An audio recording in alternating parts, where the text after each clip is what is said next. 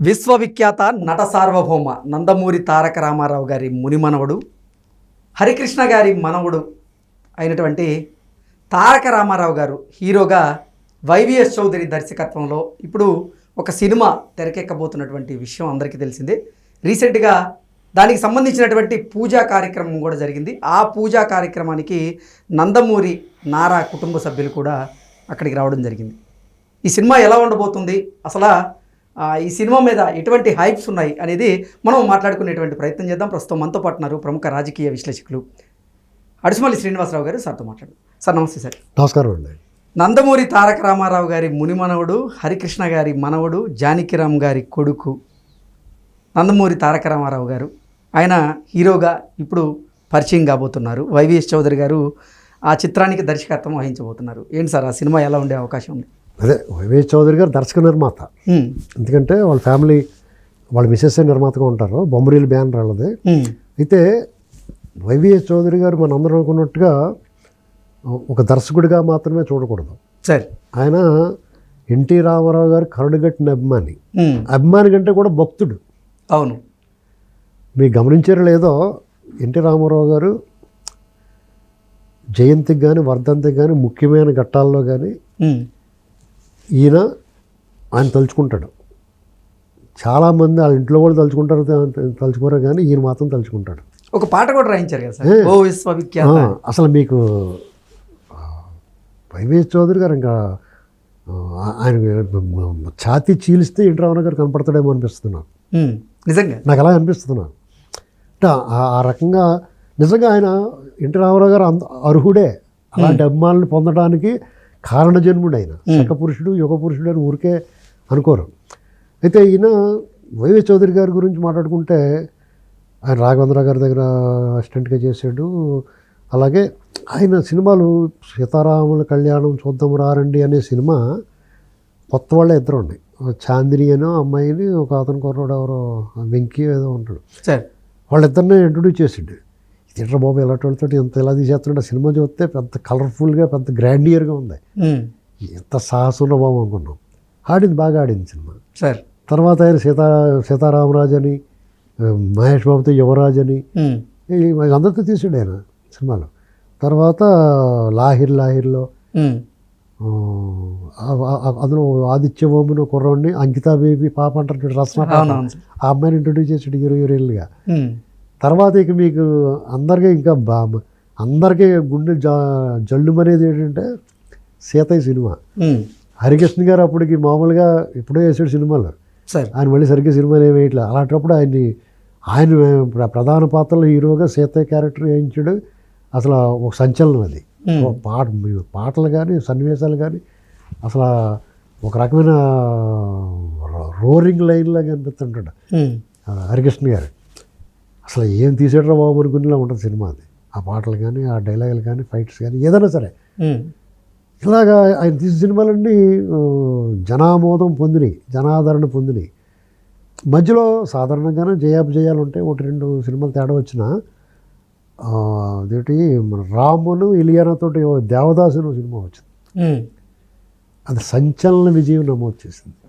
వాళ్ళిద్దరు కెరీర్ ఏ రేంజ్కి వెళ్ళింది చూసారా. అవును, రామ్ కానీ ఇలియానా కానీ. అలాగా ఇతను కొత్త యువతరం నటీనటులని హీరోయిన్లు తయారు చేసే కార్ఖానా మాట ఒక ఫ్యాక్టరీ పెట్టినట్టు ఇతను చౌదరి గారు. సార్ అలాగే వాళ్ళ మిసెస్ కూడా ఎక్కడా కూడా ఈయన పూర్తి సహకారం ఎక్కడ కూడా వెనక్కి లాక్కుండా, సాధారణంగా ఎందుకు వచ్చింది మనకి డబ్బులకి వచ్చి మనం బాగా సంపాదించుకున్నది ఇంక చాలు బాబు, మనకి ఎవరన్నా తీర్థం కానీ మనకి ఇంటికి డబ్బులు దండగా అనుకోలేదు. ఆయన ఆలోచనలు, ఆయన ఏమనుకుంటున్నాడో అది తీయటానికి ఆయన డబ్బులే పెట్టుబడిగా పెట్టి తీస్తాడు. అంతేగాని ఊరు పసుపు ఊరు కుంకుమతో పేరెంటం చేయడు. ఇది మనం ఆయన దగ్గర ఉన్న క్వాలిటీ. అవును, ఇప్పుడు నువ్వు ఇచ్చిన డబ్బులతో నేను పెత్తనం చేసి నేను పేరు తెచ్చుకుంటాం, లేకపోతే నేను అడవుడు చేయటం వేరు, నా డబ్బులతో నేను చేయటం వేరు కదా. అవును, ఆ పని ఏం చేస్తాడు. అందుకనే నాకు ఆయన మీద ఉన్న సానుకూలత అది. సార్ సాహసం చేస్తాడు. చాలామంది భయపడిపోతూ ఉంటారు. ఇప్పుడు సినిమాలు తీయడానికి ఏమన్నా సాహసం చేస్తున్నారా? లేదు. అయితే ఈయన ఎంచుకున్న కుర్రాడు రామారావు గారి మీద అభిమానమో లేకపోతే ఏటో తెలియదు కానీ ఆయన మునిమనవడిని పరిచయం చేసే భాగ్యం కింద భావిస్తున్నాడు అతను. యాక్చువల్గా కుర్రోళ్ళు కూడా వాళ్ళు కూడా సరైన డైరెక్టర్ కావాలని కోరుకుంటారు. వాళ్ళకి ఇంతకన్నా మంచోడు ఏముంటాడు, రామారావు గారు అంటే ప్రాణం పెట్టి కూడా అభిమాని ఎలా చూపించాలో అని ఇక ఓ రేంజ్లో చూపిస్తాడు కదా, మనసు పెట్టి చేస్తాడు. నాకు 2 ఏళ్ల క్రితమే తెలుసు సార్. అయితే ఆ కుర్రోడిని చూడలేదు నేను, ఎలా ఉంటాడు బాగుంటాడు పర్లేదు అన్నగారు అన్నాడు ఆయన. నేను అనుకున్నాను చౌదరి గారు హ్యాండిల్ చేస్తున్నాడంటే డెఫినెట్గా తయారు చేసుకున్నాడు మనిషిని, చెక్కాడు శిల్పిలాగా, ఆ శిల్పాన్ని చెక్కుకున్నాడు. కుర్రోడు బ్రహ్మాండంగా ఉన్నాడు కత్తిలాగా, అవును, మంచి హైట్, ఫస్ట్ లుక్ కూడా అద్భుతంగా ఉంది. మాట వాయిస్ బ్రహ్మాండంగా ఉంది. ఎక్కడ తడబడకుండా అంతమంది ప్రెస్ ఇలాంటి వాళ్ళ ముందు మాట్లాడుతుంటే మీరు ఎలాంటి ప్రశ్నలు వేస్తారో మాకు తెలియదు, చూస్తున్నాం కదా ఏంటండి ఎంత బాగా మాట్లాడాడు. ఆ అమ్మాయి కూడా వీణారావు అని, ఆ అమ్మాయి కూచిపూడి నృత్యం అది ఆ నాట్య కళాకారిణి ఆ అమ్మాయి కూడా చాలా చక్కగా ఉంది. ఇవన్నీ కాదండి, ఇప్పుడు చంద్రబోస్ గారు దానికి లిరిక్ రైటర్. ఆయన ఇప్పుడు ఆయన గురించి చెప్పాలంటే ఆయన సాహిత్యం ఎలా ఉంటుందో చెప్పాలంటే, ఇప్పుడు సెంట్లు మన పరిమళాలు స్ప్రేలు అవి వాడతాం, ఒక పాయిజన్స్ అని లేకపోతే ఘాటుగా ఉండి స్ప్రేలు ఉంటాయి సరే, అలా కొట్టగానే జమ్మని ఘాటుగా వస్తుంది వాసన, ముక్కులు మండిపోతాయి ఒకసారి. ఆయన సాహిత్యం ఎలా ఉంటుందంటే పునుగు జవ్వాది అంటే తిరుమల శ్రీ కైలాస వైకుంఠం శ్రీ వెంకటేశ్వర స్వామికి పోస్తారు పునుగు జవ్వాది అనేటువంటి సుగంధ తైలం, ఆ పరిమళం సార్. అలాగే గులాబీ అత్తర్ పరిమళం సున్నితంగా ఉంటుంది, సుగంధ మనసు ఆహ్లాదకరంగా ఉంటుంది, హాయిగా ఉంటుంది ఆ సువాసన. అలా ఉంటుంది ఆయన సాహిత్యం.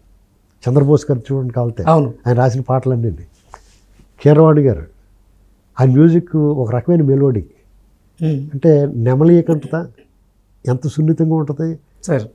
ఆ నెమలికతోటి ఇలా పట్టుకుని ఇలా పాముతో గుండె గది, ప్రతి మనిషికి ఒక గుండెలో ఒక గది ఉంటుంది. ఆ గది తలుపులు తట్టాలంటే ఇటువంటి మందర స్థాయిలో ఒక రకమైన మాధుర్యం నిండిన స్వరం, ఆ స్వరకల్పన ఆ రకంగా మనం తాకుద్ది సార్ కీరవాణి గారిది. మిగతా విషయాలు ఆయన మీద ఏమి మాట్లాడుతూ ఎవరన్నా మాట్లాడు, ఆయన స్వర కల్పన అలా ఉంటుంది. దానికి మాటలు రచయిత ఎవరైనా ఉన్నారు, బుర్రా సాయి మాధవ్ అని చెప్పేసి మాటలు తోటాలు ఉంటాయి, ఎమోషన్ భావోద్వేగంగా ఆ సన్నివేశాల రూపకల్పనకి ఆ మాటలు తోటాలు పనిచేస్తూ ఉంటాయి సార్. అసలు అలాంటి బృందాన్ని ఎంచుకున్నాడు ఆయన. ఈయన కథా స్క్రీన్ ప్లే ఇందే ఉంటుంది సార్. ఈయనకి ఎక్కడో కొత్త మంచి పాయింట్ దొరుకుంటుంది గ్యారంటీగా. ఈ కుర్రోడు అదృష్టం, ఆ హీరోయిన్లు ఇద్దరు అదృష్టం. ఇలాంటి బృందంతో వాళ్ళు ఫస్ట్ సినిమా దొరకడం అంటే వాళ్ళ అదృష్టం. ఇది పూర్తిగా అక్కడికి ఆ ఫంక్షన్ వెళ్ళాను, అక్కడికి వచ్చిన వాళ్ళు సినీ పరిశ్రమకు చెందిన చాలామంది ప్రముఖులందరూ వచ్చారు, అలాగే వివిధ రంగాల్లో వాళ్ళందరూ వచ్చారు.